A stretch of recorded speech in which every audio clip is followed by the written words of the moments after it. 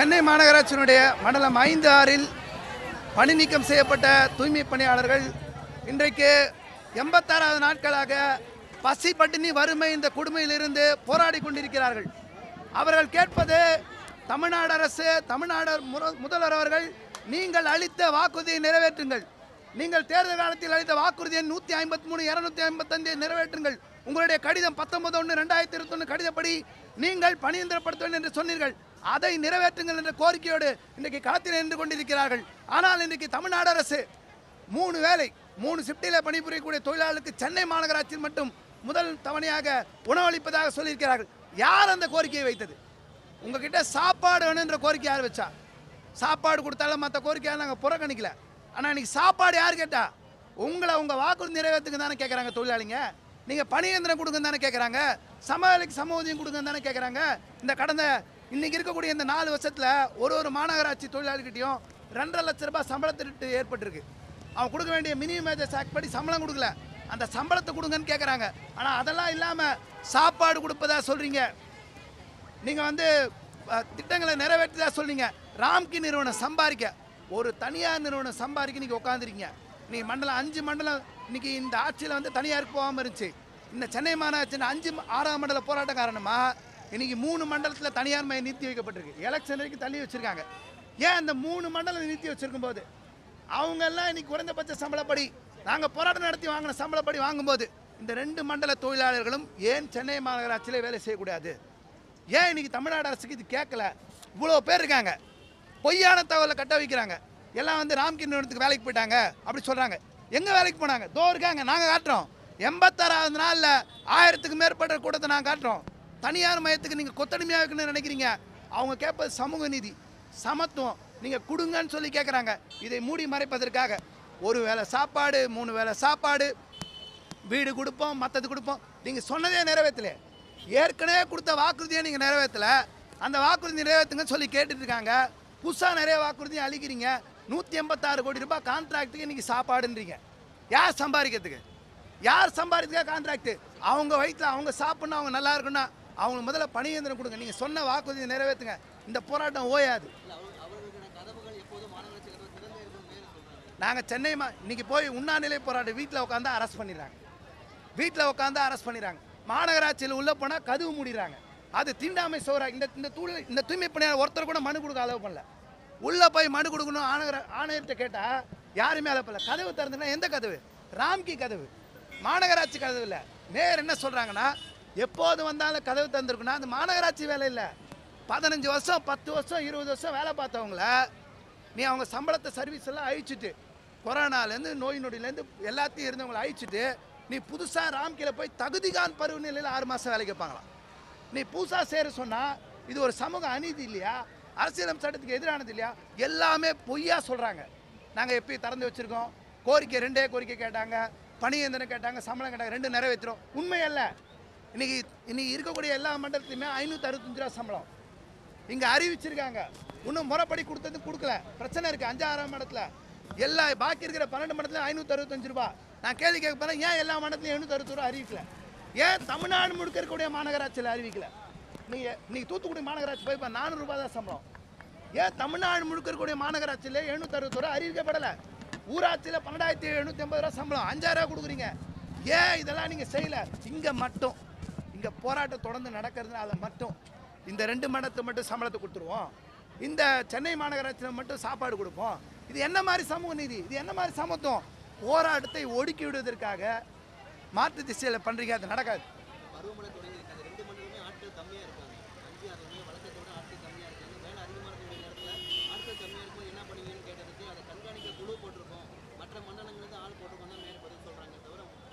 நீங்கள் மழை காலத்துலேயும் இந்த 2 மண்டலத்தையும் குப்பை தேங்கி இருக்கு. நிறைய இடங்களில் குப்பை தேங்கி இருக்கு. பொதுமக்கள் பாதிக்கப்படுறாங்க. நாங்கள் இப்பயும் மழை கால நேரத்தில் சென்னை மாநகராட்சியில் சம்பளத்தெல்லாம் அப்படி கொடுங்க. நீங்கள் கொடுக்குறீங்களோ கொடுக்கலையோ, நாங்கள் ஜனங்களுக்காக வேலை செய்ய இப்போதும் ராம்கி கிட்ட இல்லை, சென்னை மாநகராட்சி கீழே சம்பளமே வாங்காமல் இந்த மழை கால நேரத்தில் உடனடியாக வேலைக்கு சேர்ந்து தயாராக இருக்கும்னு நாங்கள் சொல்கிறோம். எங்கள் சங்க உழைப்பு உரிமைக்கு சார்பாக நாங்கள் சொல்கிறோம், நீங்கள் மழை கால நேரத்தில் எங்களை பயன்படுத்திக்கோங்க. சம்பளம் நீங்கள் அப்புறம் கொடுங்க. இல்லை சம்பளம் கொடுக்குறீங்களா கொடுக்கலையோ, ஜனங்களுக்காக நாங்கள் ஜனங்கிட்டே விட்டுறோம். அதை நாங்கள் ஜனங்களுக்காக காசே வாங்காமல் குப்பை அள்ளுறதுக்கு இந்த 2 மண்டலத்தையும் தயாராக இருக்கும். இன்றைக்கி இருக்கக்கூடிய எங்கள் சங்கடத்தில் இருக்கக்கூடிய 1500 தொழிலாளி 1953 பேரில் எங்கள் தொழிலாளி காசே வாங்காமல் ஜனங்களுக்கு இந்த மழை வெள்ள காலத்தில் வந்து வேலை செய்யறதுக்கு நாங்கள் தயாராக இருக்கோம்னு பகிரங்கமாக நாங்கள் சொல்கிறோம். சார், இப்போ நீங்கள் வந்து சிஎம் பார்க்க போகிறோம், அதுக்கப்புறம் மனு கொடுக்க போகிறோம்னு எல்லாரும் சொல்லியிருந்தீங்க. எங்கே மனு கொடுக்க போனாலுமே அரெஸ்ட் பண்ணுறாங்க. நீங்கள் அடுத்த கட்டம் நடவடிக்கை என்ன பண்ண இருக்கீங்க? சார், கவுன்சிலர் பார்க்க போனால் அரெஸ்ட் பண்ணுறாங்க, எம்எல்ஏ பார்க்க போனால் அரெஸ்ட் பண்ணுறாங்க, உண்ணாவிரதம் உட்காந்து அரெஸ்ட் பண்ணுறாங்க, பார்க்கில் கூடினா அரெஸ்ட் பண்ணுறாங்க, மாநகராட்சியில் மனு கொடுக்க போனால் அரெஸ்ட் பண்ணுறாங்க, தொடர் போராட்டம் நடத்தக்கூடாதுன்றாங்க. கஷ்டப்பட்டு இன்றைக்கி அனுமதி வாங்கி இந்த இடத்துல நடக்குது. ஏன்னா அவங்களும் தொடர்ச்சியாக போராட்டம் நடக்கும்போது தொடர்ச்சியாக நடக்குது, எல்லா இடத்தையும் பாதுகாப்பு போடணும் போது ஒரு நாள் அரை மணி நேரம் 1 மணி நேரத்துக்கு கொடுக்க ரெடியாக இருக்காங்க. நான் தொடர் போராட்டம் நடத்தணும்னு கேட்குறோம், விட மாட்டோம். எத்தனை இது வரைக்கும் 21க்கு மேற்பட்ட பொய் வழக்குகள் போட்டிருக்காங்க, 10 முறைக்கு மேலே அரெஸ்ட் பண்ணியிருக்காங்க. அதெல்லாம் தாண்டி போராட்டம் தொடரும். உங்களுக்கு எலெக்ஷன் ஓட்டு வேணும்னு நீங்கள் நினைக்கிறீங்க, நீங்கள் எலெக்ஷன் நோக்கி மட்டுமே நகர்றீங்க. எதுக்கெத்தாலும் சாக்கு சொல்லி மற்ற சொல்லிட்டு தப்பிக்கணும்னு பார்க்குறீங்க. நீங்கள் சொன்ன வாக்கு நிறைவேற்றுற வரைக்கும் தூய்மை பணியாளர் ஓய மாட்டாங்க. நீங்கள் முதல்வர்கள் தலையிடணும். எத்தனையோ ஃபங்க்ஷன் போகிறாங்க, சினிமாவுக்கு போகிறாங்க, நிகழ்ச்சிக்கு போகிறாங்க, எங்கெங்கேயோ போகிறாங்க. இந்த தூய்மை பணியாளர் சந்திக்க மாட்டேங்க. உங்களுக்கு ஏன் தூய்மை பணியாளர் பேரே பிரச்சனையாக இருக்குது? தூய்மை பணியாளர் என்ன கேட்டாங்க? அவங்க நீங்கள் சொன்னதை நிறைவேற்றுங்கன்னு கேட்குறாங்க, வேறு எதுவுமே இல்லை. முதல்வர் அவர்கள் தலையிடணும். இன்றைக்கி அறநிலையத்துறையில் 2500 பேருக்கு பணியந்திரம் உங்களால் அறிவிக்க முடியுது.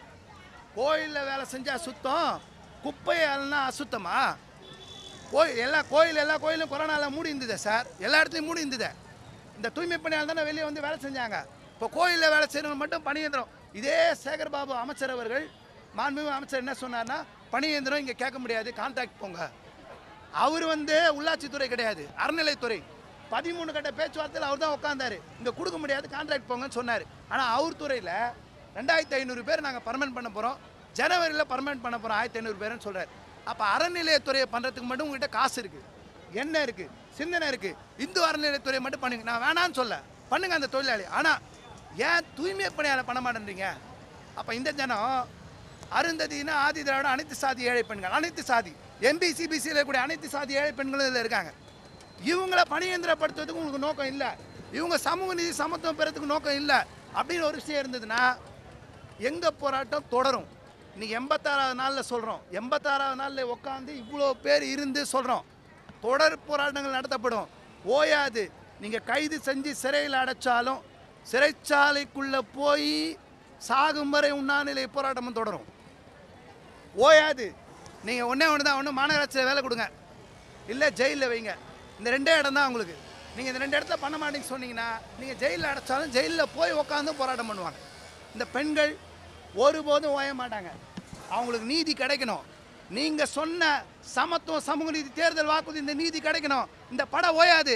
எத்தனை வழக்கு போட்டாலும் பொய் வழக்கு சந்திச்சுட்டு இருக்கோம், ஓய மாட்டோம். நீதிமன்றங்களை வழக்கு நடத்திட்டு இருக்கோம், ஓய மாட்டோம். இன்றைக்கி கார்பரேஷன் கமிஷனருக்கு தொழில் தீர்ப்பாளர் அபராதம் வச்சிருக்கு, கவுண்டர் போடலைன்னு. 3 கேஸில் மண்டலம் 7, மண்டலம் 5, மண்டலம் 6 கவுண்டர் போடலைன்னு 1000 ரூபாய் அபராத தொகை வச்சிருக்கு. பதில் கூட போட விட மாட்டேன்றாங்க, போராட விட மாட்டேன்றாங்க, கேஸ் நடத்தவும் வர மாட்டேன்றாங்க. இந்த மக்களை காணாமல் ஆக்கின்னு நினைக்கிறாங்க. எலெக்ஷனுக்குள்ளே காணாமல் ஆக்கிட்டு எல்லாத்தையும் கான்ட்ராக்ட் விட்டுட்டு இன்றைக்கி 2500 கோடி ரூபா 5-6ஆம் மண்டல கான்ட்ராக்ட் தொகை 10 வருஷத்துக்கு. யார் லாபத்துக்காக?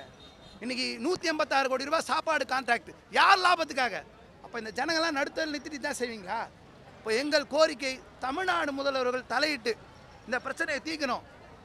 1/8/2025க்கு முன்னாடி இருந்த வேலையை, அதே வேலையை தொடர்வதற்கு நடவடிக்கை எடுக்கணும். இந்த ஒரு நாள் உண்ணாநிலை போராட்டத்தில் இந்த இடத்துல சட்டமன்ற உறுப்பினர்களும் பல்வேறு இயக்க கட்சி தலைவர்களும் இங்கே வரத்துக்கு இருக்காங்க. அவங்களாம் ஆதரவு கொடுத்து முதல்கிட்ட பேசி இந்த கோரிக்கையை முடிக்கணும், இந்த கோரிக்கை தமிழ்நாடு அரசு நிறைவேற்றணுன்றதை கோரிக்கையை முன்வைக்கிறோம்.